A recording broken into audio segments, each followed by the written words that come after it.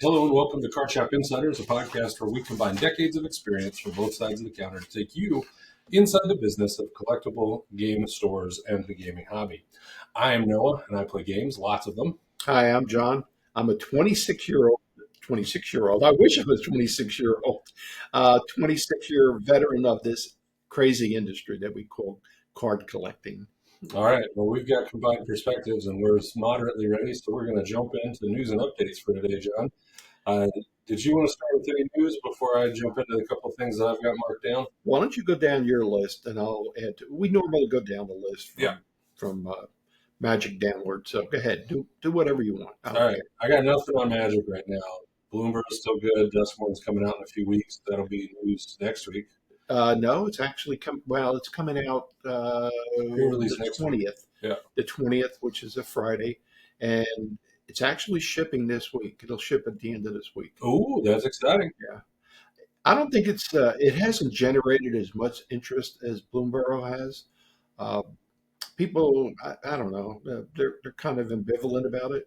Yeah, and they're not sure. I wonder if part of that is because people are just so excited about Bloomberg still that they haven't started looking at the next thing yet.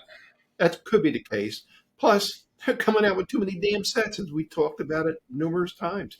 It's set after set after set, and then after this, it's the foundation set sometime in November.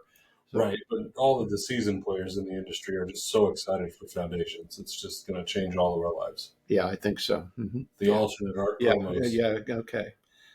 We won't even comment any further on that one. We will when it comes up and they start spoiling stuff. All right. But Duskmorn spoilers have been going on for a couple of weeks. There's some cool stuff. They released a new spoiler yesterday that generated a lot of buzz. It was an alternate art, something or other. I didn't get deep into it because we don't usually do like spoiler coverage here, but I think that's going to be exciting, and we will have that pre-release next weekend. As far as other games go, Star Wars had a big announcement that they have figured out how they're going to fix or update their organized play platform, and they have done that by announcing an official partnership with Melee.gg. So that's an exciting new development there. We can get off of their proprietary web-based program and go to Melee's proprietary web-based program, which we've got some experience with, having run the Lorcana tournaments through it for the last several iterations. Melee is a good format. It's a good tournament software program. However, it's very complex. Yeah. That's the problem. I mean, it's intended to do everything. Yeah. It's got a lot big of events, like 1,000+ people events. That's what it's dedicated to. Yeah. But there's so many components of it that this old man can't comprehend sometimes. That's why I rely on you and some of the other guys that come in and say, what the hell's going on with this stuff? We just play with it some more and figure out how all the features work. So I think last tournament that we had on Melee, we had a little bit of a hiccup because I had set up the formatting wrong, right? And we had to redo. Well, we had to create phases. Yeah. Well, we had the phases, but we didn't tell it to cut the top 4, so I just tried to end the tournament. So we had to go add that back in and re-go, but it was fun. It's just a learning experience, and it's actually a really exciting development to be able to have a solid platform that we're familiar with, despite our prior criticisms of the platform as a whole, and acknowledging our personal flaws in using. Time out. I have to say, and I hate saying this, Wizard software is the best right now. And believe me, I've had a lot of problems with Wizard software, especially during pre-releases when everybody and their brother are running pre-releases and the platform just collapses. Yeah. You can't get into it. However, they are the best right now as far as user friendly, because people can add, their wins and losses from their phones, and it makes it a hell of a lot easier, on the person who's running the tournament. So they are the best. Yu-Gi-Oh is second best, and they don't have all the features that some of these other things do. Yeah. However, I think that's good because it's simpler, and even I really hate saying this, Bandai is not too bad. It's getting a little bit better. It's not there yet, but it's a little bit better. Good.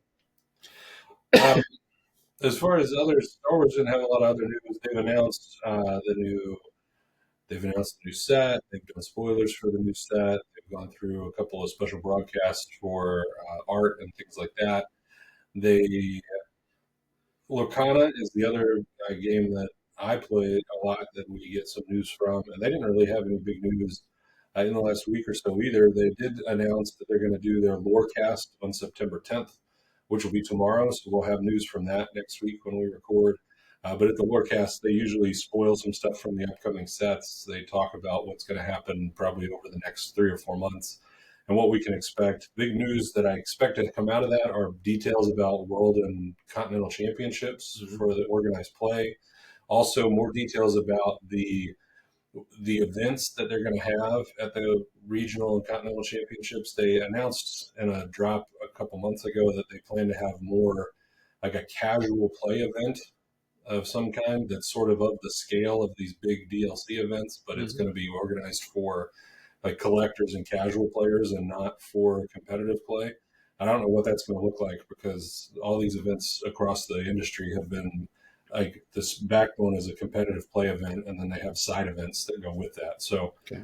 we'll see, what kind of social event they put in and what that entails and where they're going to do that at. Yeah, we got the email the other day, exactly on the third, like they promised, that we have to be able to. We were approved officially to run a store championship, Great. and we have until the 20th to do so on Melee. It has to go on the Melee platform, and we're scheduling ours October. I'm sorry, yeah, October Uh, 26th on a Way out in Saturday, October, yeah. and we're going to push it back till well, push it forward, I guess, to 12 o'clock instead of a 2 o'clock start. Uh, Yeah, try not to keep us here all day. yeah, instead of being captive until 6 or 7 o'clock at night, we'll start it at 12. Yeah, But last one last one finished was 2 o'clock, and we were there. We were here till around 9. 7. Wasn't it 9? Actually, you're right. It was around 9 o'clock. Yeah, Yeah, we finished the Swiss at like 7, but we yeah, still that's had to right. play the elimination Yeah, round. So I appreciate that. It's much better for our old bodies to take it in earlier. your old body, not mine. Yeah, your old body's just kicking it still. Yep. Um, all right. Do you have any news for Yu-Gi-Oh for us this week, John? Actually, I do. What you got? I watched the Yu-Gi-Oh live stream for the World Championship yesterday. Oh, I had a couple of people in the store. Some people went to other stores. They had watch party events. I didn't participate in that. However, when the guys came in, I said, "Hey guys, how can I get online and make it available to you?"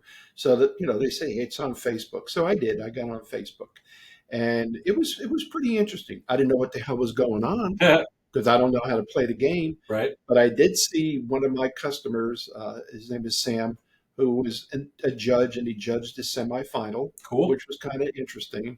And I sent him a text. I said, "Wave to me," but he didn't see it until he got off the stage. Oh, too bad. So he texted me back, and he said, "Sorry, I didn't see it until I got off the stage."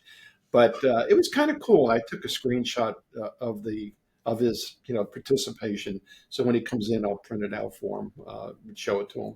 Yeah, Uh, it that's was some it fun was stuff. interesting because in the semifinals there were three people from the United States and one from Japan. So the way the semifinal worked is two people from the United States played first, and the that's the one that Sam judged at, and the fellow's name was Ruben uh, Penaranda, something like that, Penaranda, and they didn't publicize the other event or they didn't show it, and the other American won it. So it set it up as an all U.S. Yeah. final, which was kind of neat. And the two finalists were Mark Solis and this fellow named Ruben Penaranda. And Ruben actually won, and he became the TCG World Champ for Yu-Gi-Oh! And he was playing here I got it written down, a Fiend Smith Ubel deck, which Oh is going to make all the Ubel cards go up in price. yeah. I already got on my inventory yesterday afternoon. I didn't have some of the real expensive Ubels, but I did have some of the ancillary ones that go with the deck, Yeah. and they spiked. So naturally, what I did is I redid my prices automatically. I upped them according to what they should be, And the other deck that Mark was playing was Fiend Smith Snake Eye. So any cards that are associated with that deck are naturally going to go up in price. Uh, and it's kind of funny because let, let me go through this first. What Ruben won was a trophy. Yep. He won a specific card called Dragon of Illumination Sanctuary Shield. Okay. And from what I understand, it can't sell from upwards from $10,000 to $12,000 if he wanted to sell it on the open market. And a Nintendo Switch. That's all he got. There was no monetary no, award. no $50,000 check No, like the Pokemon Yu-Gi-Oh tournament. doesn't do that. Yeah, Yu-Gi-Oh doesn't. I've heard Konami doesn't support Yeah, and a lot cash of prizing. people are bitching about that because they feel, they should compensate the players more. And listening to Ruben's, post-win, I guess they did a little, not an official award ceremony, but they talked to him a little bit, and he put hours and hours of work into building his deck, into testing his deck against his friends, and going from event to event all spring and summer long. So they said, well, your work schedule. He said, well, I did my work schedule, but then my weekends were taken up by this. Hmm. And in all fairness, yeah, I mean he's the world champion. He did a great job, but all he got was a trophy, Nintendo Switch, and a card out of it. And a lot of people on the internet were very critical about that. They said, come Yeah. on, Konami, open the purse strings a little bit. Maybe that's, and they don't do that, unfortunately. And Well, that was, some Flesh and Blood doesn't do cash. Oh no, they do cash. Flesh and Blood is cash prizing, but yeah. what's the other? Is One Piece doing cash prizing at their tournaments? Or I heard they were doing high value I don't promo think in cards. their official tournaments, but I do believe in secondary tournaments. Well, Uh, I, secondary tournaments, like SCG can give cash to anybody they want yeah. to, but Well, at the official One Piece tournaments, my understanding was they were doing promo cards too, and that's been a criticism. Is that okay. like you can sell those right for cash, but um, it's a complicated legal issue, I think, just for these companies to decide how they're going to do this and what do you categorize the payouts as and things like that. Well, Konami's always sending out statements, emails to us that this is what you can and can't do. Hmm. And you can't run as an official tournament store, you can't run other events and so forth and so on, which complicates a little bit. Now, I know there was one store, oh, maybe 8 years ago, that ran ARG tournaments, Alter Reality Hmm. Games, and they're out of Ohio, and they were offering cash tournaments. Hmm. However, Konami took their OTS status away from them Hmm. because they were offering cash tournaments. They had warned them in advance, but this other store kept going at it, and they said, "That's it. We're pulling your account." Now, this store has since been purchased by somebody else, and they got their status back in their OTS tournament store. But you got to abide by the official tournament store regulations that Konami provides. Uh, and another thing about Yu-Gi-Oh, this is kind of funny Yeah. because the guys are laughing like hell yesterday. Uh, the WCS 2024, which was yesterday's finals, have been temporarily suspended due to an issue with the tournament or in the tournament. We apologize for any inconvenience caused by this issue. And it says, thank you for playing Yu Gi Oh! Duel Links. And this was an official statement from Konami. Hmm. Well, what happened was this guy from Turkey, that's who they think it's from, Hmm. hacked into the software. And he's done it for years and years and years. And he's demanding $35. Okay. Okay. $35 plus a girlfriend.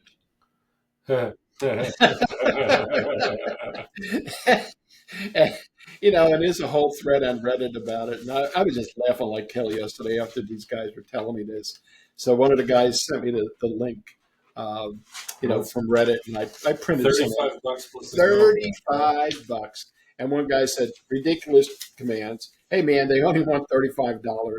And evidently, this guy from Turkey has done it through like I said, a number of years, and he's done it for other tournaments, or has done it with other tournaments. And this one a Reddit thread said he was reported to Konami, and they just ignored it. Unfortunately, Konami servers are really weak, and for some reason, they didn't use a dedicated private server for the event. I don't know if that's true or not.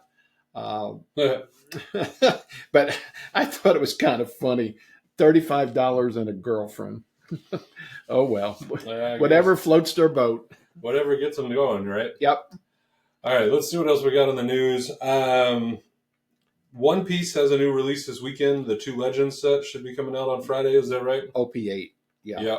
Now they had uh, a pre-release for some stores. I didn't make the cut, but I guess you got to complain some more. No, it's probably my fault. During my tirade, maybe I didn't see the link to the schedule. I don't know what the hell happened, but I didn't get it.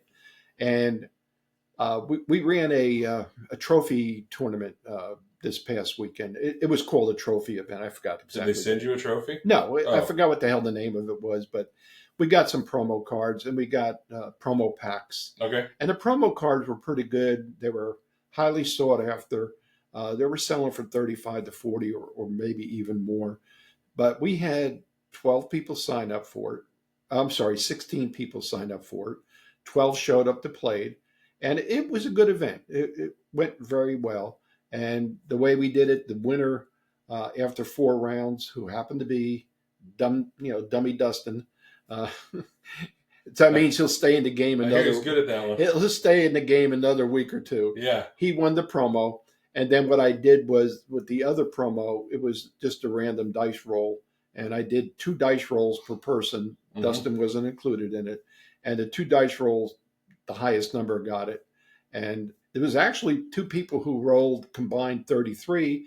And then when they rolled it again, one person won the promo cards. So they were happy about it. However, there was a lot of controversy at the beginning whether we were going to allow OP8 cards into the event. Oh.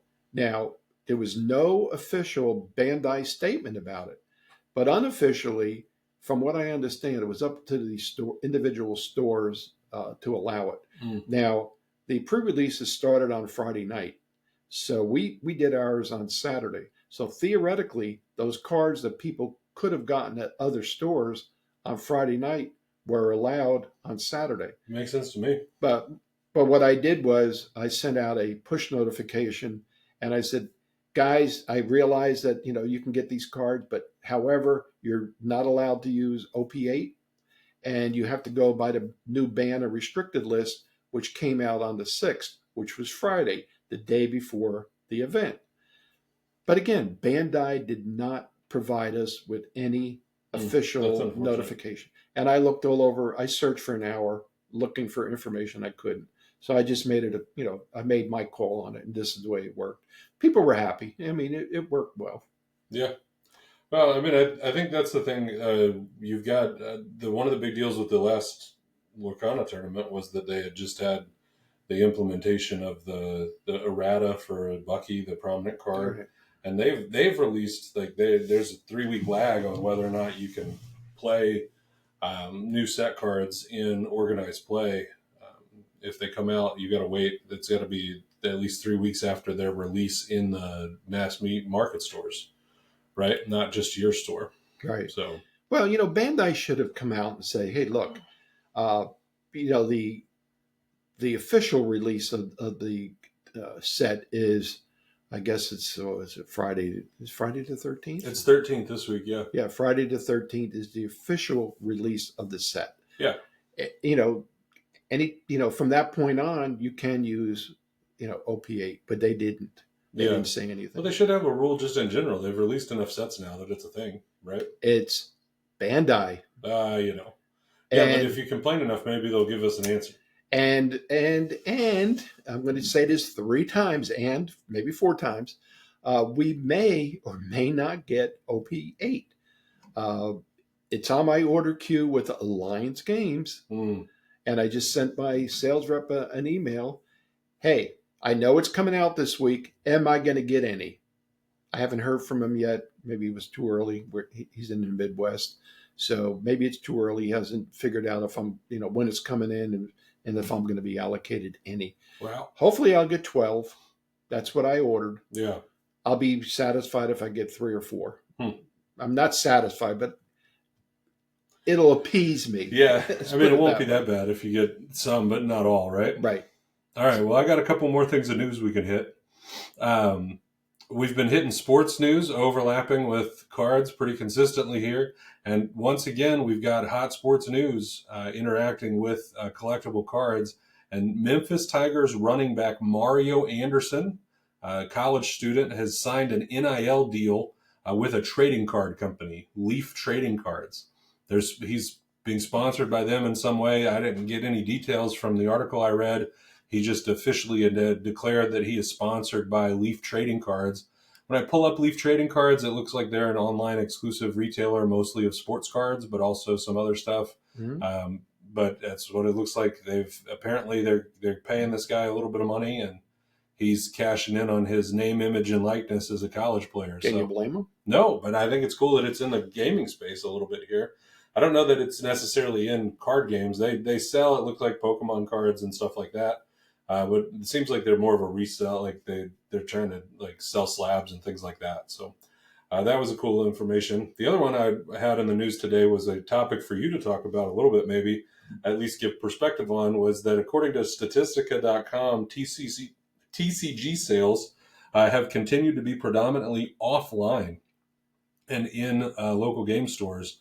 At least as of their report at the end of July 2024, they're saying that 65% of all TCG gaming sales have been in physical form this year.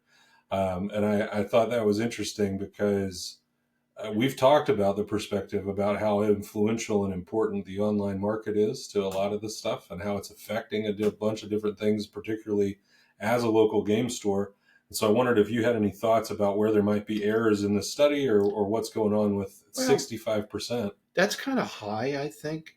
But I wonder if they took into account, if they're taking into account online sales from websites of individual stores. That's a good question. Or, are they taking into account eBay sales? Are they taking into account TCG? Or, yeah, TCG and eBay are the two biggest ones.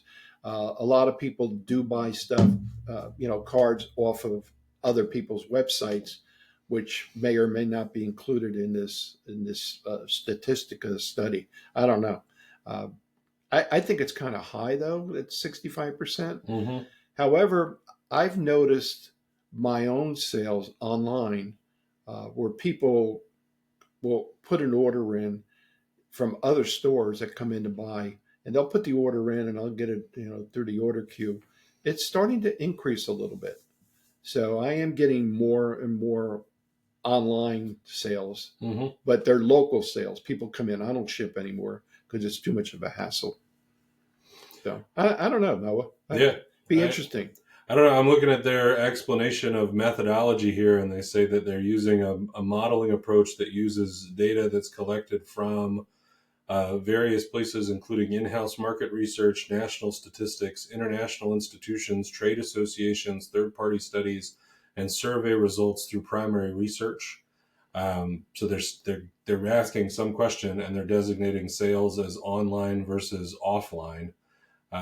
They also broke down, if the report breaks down like market share, it looks like of the major companies, Mattel has most of the sales for like collectible gaming hobbies, and Hasbro is at 15 or 16%, and PC Pokemon Company is right behind at 15%.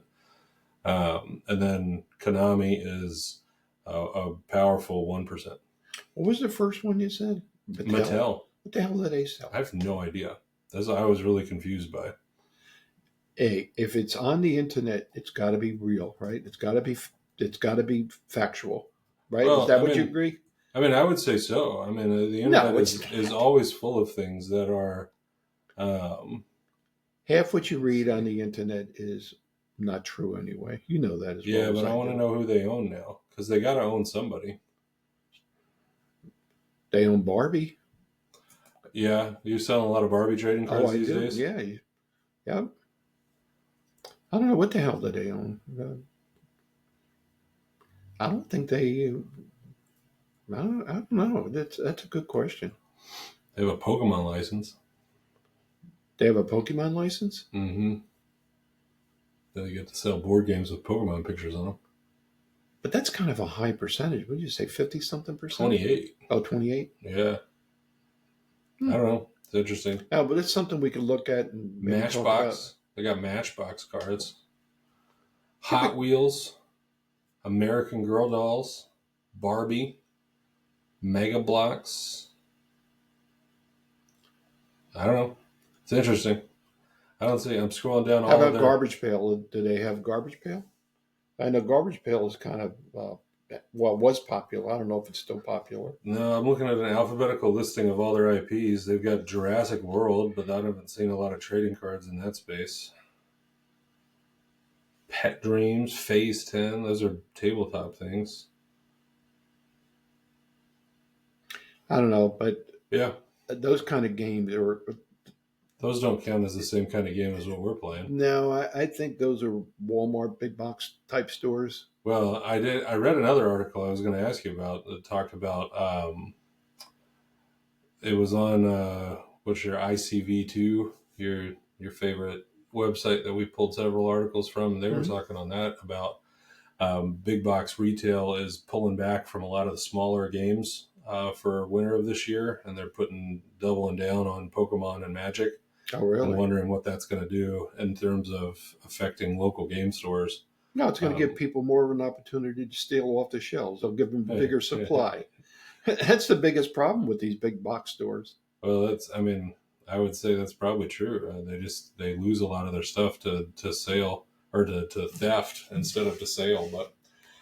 That's what I got for news today, John. You got anything else you want to cover before we jump over to our main topic? No. All right, well, folks, let's transition over to our main topic today. John and I were discussing what to do this week, and we wanted to go back and revisit a topic we've touched a little bit before and talk a little bit about websites. And Right. John has some thoughts that he wants to share about websites for your store or your local game shop. And let's see what John brought for us today. Go ahead, bud. Well, I found an article. Again, I'm always finding these articles, and the headline on the article was "Get Technical."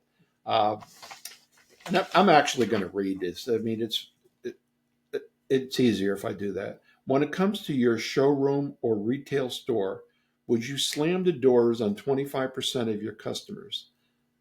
Similar to designing the most welcoming storefronts, building a more accessible and inclusive online business needs to be a corporate priority, or you risk tanking customer loyalty, losing revenue, and facing costly legal action. Uh, this is not a one and done activity. Your website is a living and breathing sales channel and needs constant optimization to better cater to your customers' needs.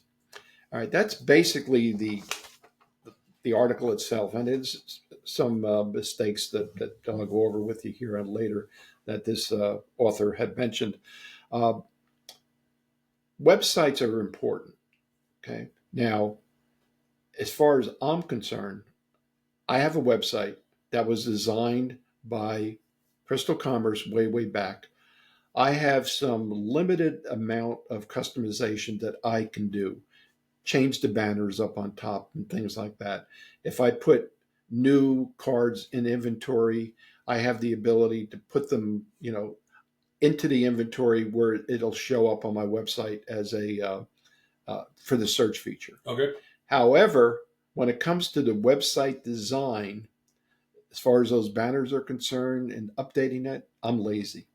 I'd be the first to admit it. It's easy to do, but it's something that I overlook.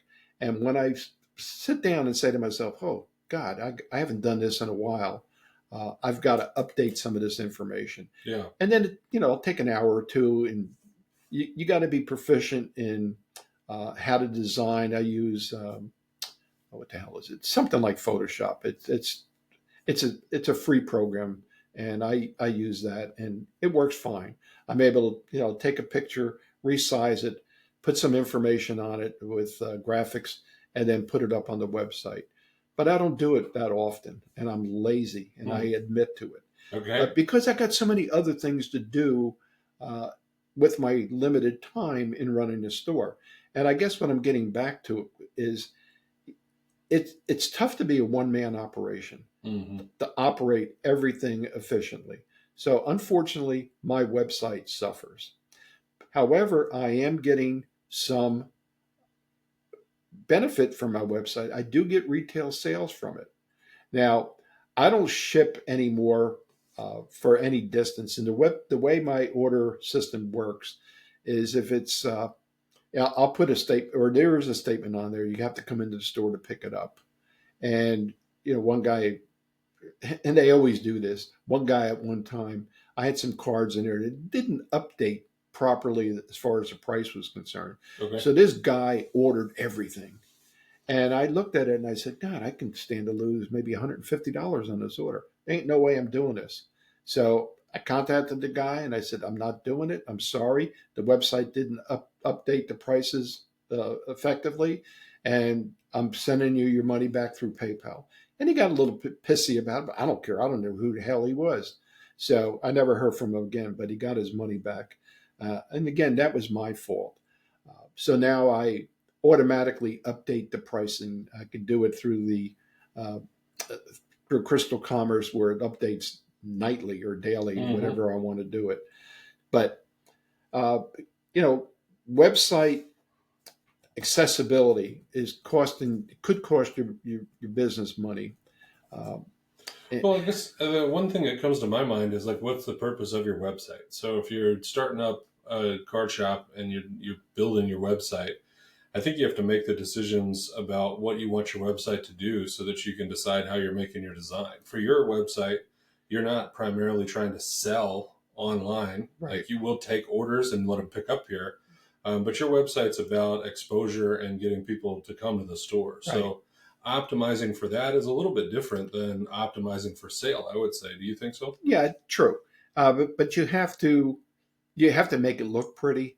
You don't want to, not include somebody on it. And I use my website primarily for information purposes, Hmm. like, as you said. And there's ways in there, over and above the banner. I can explain how my loyalty rewards program works, or you know any store rules and stuff like that. I could put it in there as a separate, not banner. What the hell do they call it? A Like link. link, Well, yeah. a page, right? And I could do that. Plus, there's a feed. If you get on the website and you click onto it, it goes to my Facebook account.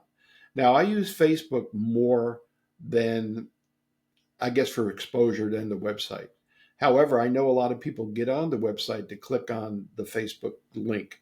And what I do is to my weekly newsletter called an info blast, I link it to Facebook. And then one of my other customers takes it, and when he gets it, he puts it on Discord for me. Mm. Uh, he does it just for the hell of it because he wants to do it to help me out.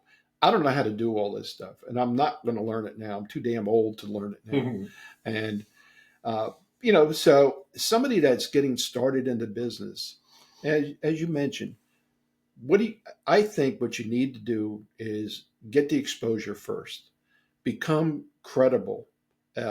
People know that you're there, and then start putting it where it's uh, a website where you can sell from, Hmm. and have the provisions for that. Make sure that your payment is available on there, and there's all kinds of different ways of doing it, and there's all kinds of designers that are willing to take your money to make it prettier for you.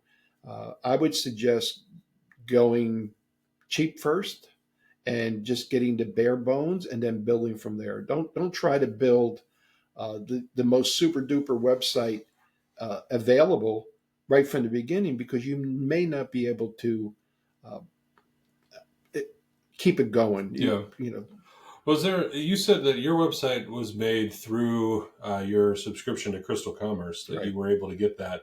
I think maybe a piece of advice for folks that are starting a shop or trying to get into the industry is not to just jump to a new resource, but to look at the things that you know you already have to pay for. True. Like Crystal Commerce is your inventory management. It's an essential component to the business. You really can't function without something like that. And if you can like kill two birds with one stone by getting your inventory management and a website, why pay for a third resource, right? No, I agree. I mean, and I keep getting emails all the time from people. Hey, I looked on your website. It's great. However, I think we can optimize this for you. If you're interested, please send me an email back and respond to this. And I don't Yeah, do that. I don't need that aggravation. I got one of those the other day. I designed all the content for our business website, and I got this letter. And it was like, "Hey, I've looked at your website, and whoever did it just they must not have tried really hard." And I was like, "Delete. Yeah, I wrote that, sucker." yeah.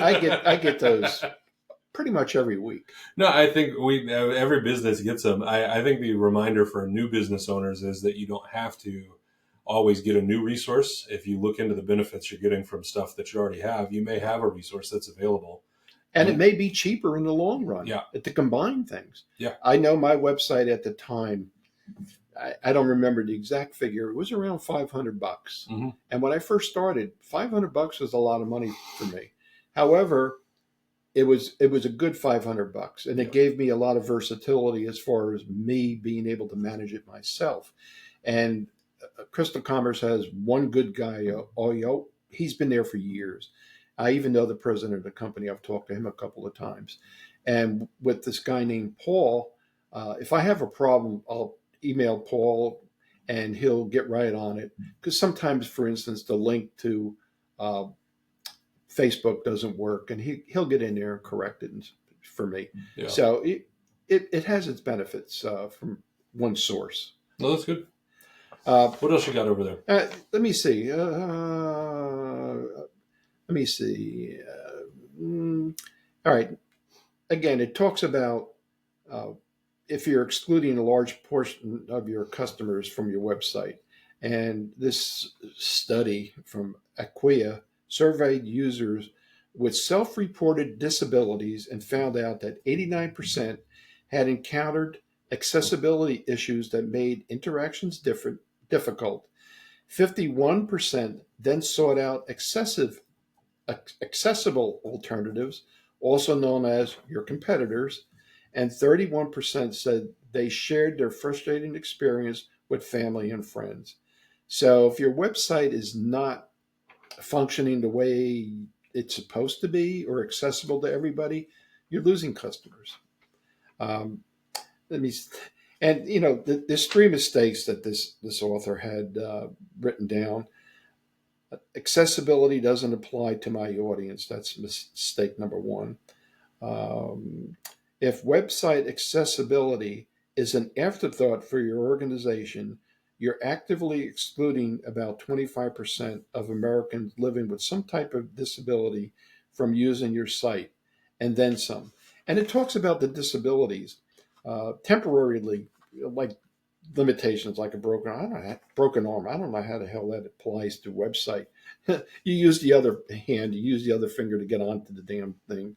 Uh, Technological challenges like poor Wi Fi or environmental barriers like browsing on a sunny beach or watching a video on a noisy, crowded bus.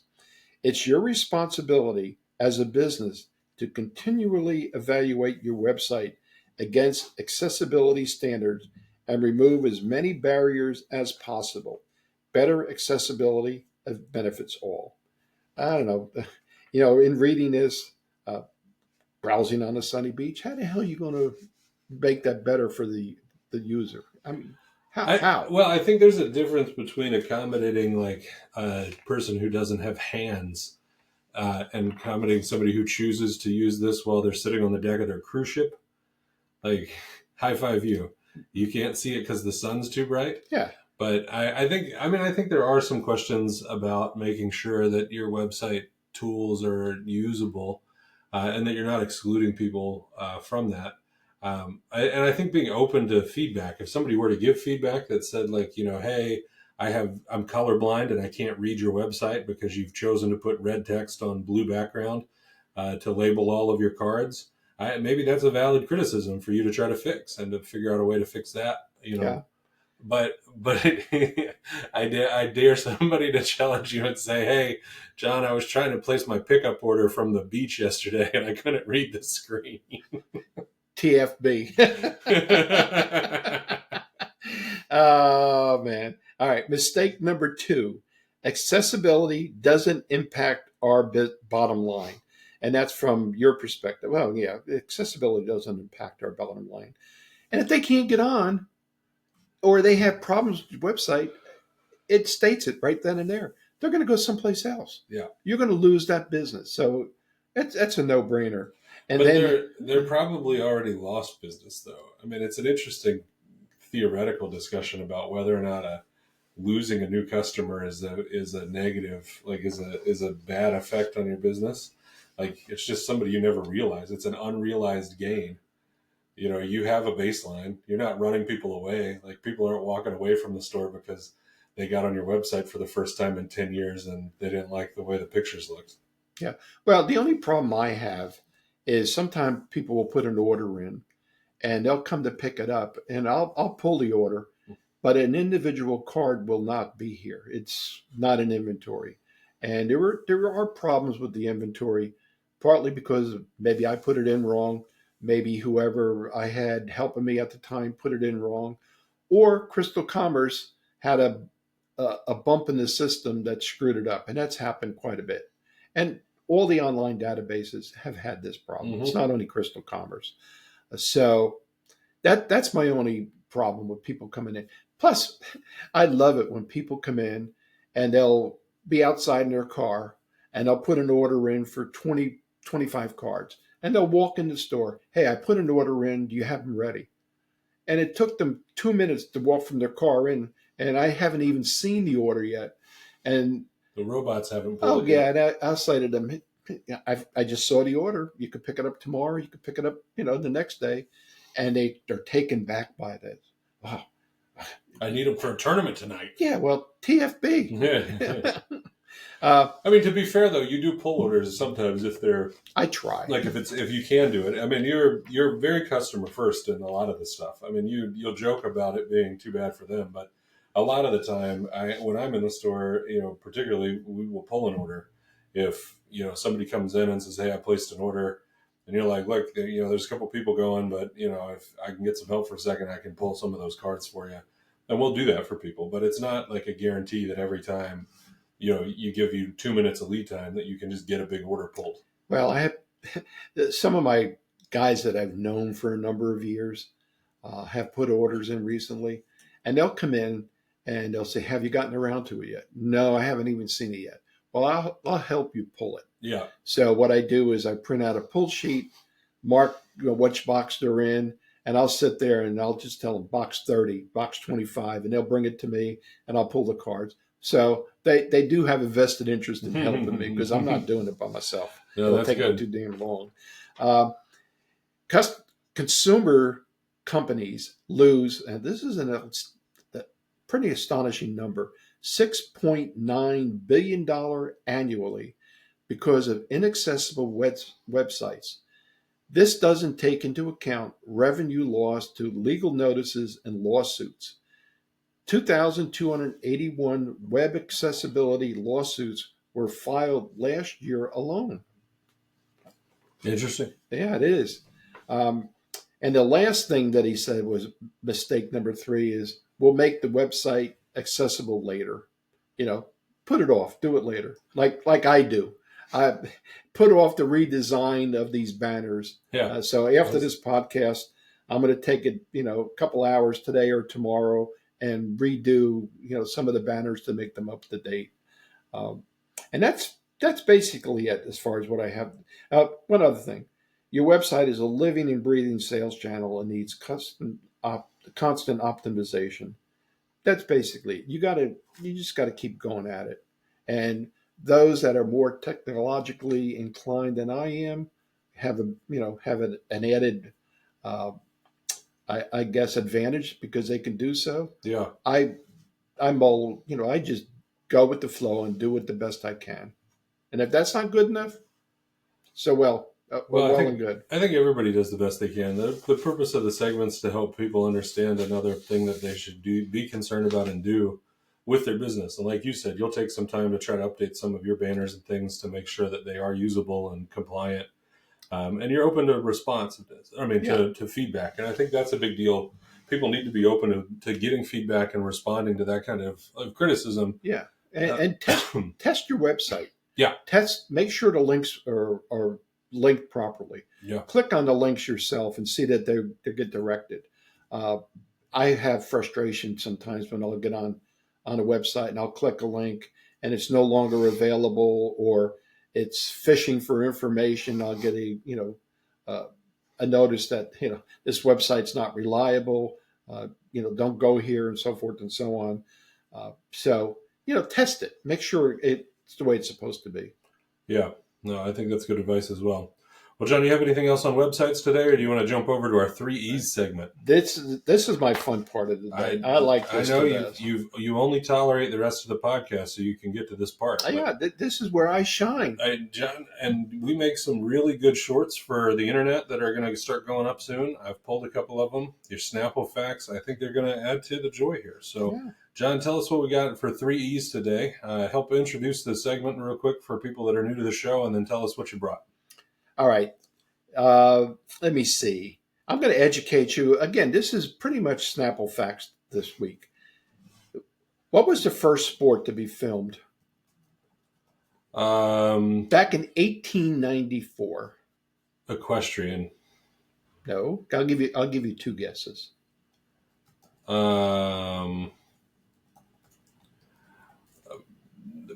College football. Boxing. Ah. Boxing. That was popular way back when. Yeah. Boxing. Who boxed in the first filmed boxing match? I didn't look that up, Noah. I'll leave that to you. We're looking it up right now. Well, while you're looking it up, let me move to the next one. Okay. A human brain weighs about how many pounds? Do you know how many pounds it weighs? A human brain? A human brain. There's a movie by Will Smith. No, that was a heart. I don't know, 7. That's your head. It's 3. I mean, I have an incredibly gifted brain, so. No, it's full of water. Well, I mean, it has to be because it has to protect all of the power. The big jug of water on top of it. Yeah. Uh-huh. I mean, you can see it very clearly on the broadcast here. So your brain is 7 pounds? Absolutely. And 3 pounds is the normal? I have a couple of 1.5 pounders that come in and store on occasion. John, remember how your website can drive customers away? Hey, I got to call it the way I see it. Too. A skull is made up of 29 different bones. Yeah. That makes sense to me. So I can call people boneheads. Well, that's why there are a lot of bones in there. Boneheads. Got to protect your brain. All right. Do you know how many bones are in a human body?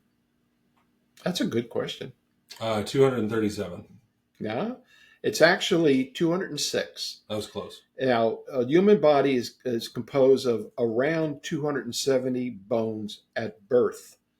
But this total decreases to around 206 bones by adulthood after some bones fuse together. Never knew that. And let me see. 1/4 of the bones in your body are where? In your feet. Right. Each foot has 26 bones, which equals 52 bones for your pair. I don't feel like you gave me enough credit for getting that right. Well, you did. I mean, you just like your disappointment, like solid disappointment. I kind of, I've given you 4 wrong answers and I get one right, and you're like, all right, no, I'll pay homage to you. You got that one right. All right. Were you listening to me? Each foot has how many? 26. You did pay attention. John, or you took the 52, you remembered it and divided it by 2. All right. Did you look up this other thing? Who was the first boxer? Yeah, I got it right here on the screen. So in 1894, the Leonard-Cushing fight between Mike Leonard and Jack Cushing was a 6-round boxing match under special conditions to allow for it to be filmed and displayed in a kinetograph. I don't even know what a kinetograph is. That's an old video making thing. Probably. But was there a video editing tool for that back then? Yeah, it was called scissors. Okay. That's where cut and paste became a thing. Is that where the cutting floor came from? Yeah. Oh, I've got the video. Oh, really? Oh, he's got quite the wedgie. We talked about wedgies a couple weeks ago. Can you fit that in? I might be able to. I got to figure out how to download it. Yeah, that'd be cool. Hold on. Wait. I know what I can do. Let's do it this way. Bear with us, friends of the pod. I bet you I can put it on the screen right now. I want to share this one. Oh, where's my window? It's not there. It won't let me show it. All right, I can't share it. It's blocked. Okay. Is it not there? Did I lose it? How did I lose it? I don't see anything. Oh, it's inside of. It's a web player. I'm nerding out on this. I'll figure it out and I'll try to get the video up. That'd be cool. Yeah, that'd be cool. Put that. We'll try to throw that as an overlay. Now I know Snapple facts are. We expand on it, or I expand on the Snapple facts. I put you on the spot all the time. So what'd you get? 1 of 4? I got 1 out of 5 right today. 1 out of 5, so that's 20%. Yeah. Yep. In today's elementary school, that's passing. Is it? Ba-da-bum.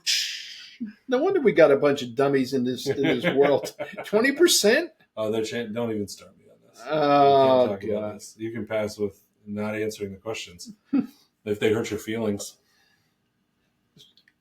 All right, so that's it for Snapple facts today. That's all you got? That's all I have. All right. Well, that's what we've got then for the podcast today, John. I think we've done a good job. We covered a pretty important tool in the internet and website information. We've got our news.